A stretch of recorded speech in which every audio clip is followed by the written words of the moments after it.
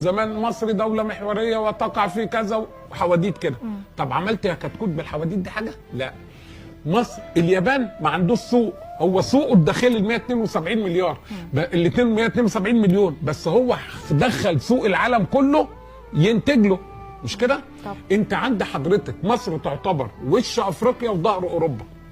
عندك وراكي على طول مليار نسمة موجود، 1000 مليون بني ادم بياخدوا صناعات.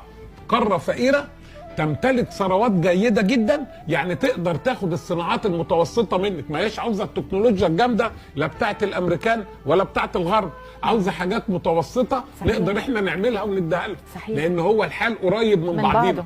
تمام. دي كل دي موارد لا انت بينهم، انت عامله اتفاقيات بينك وبين الدول الافريقيه سواء شرق او غرب، 12 اتفاقيه، مش كده؟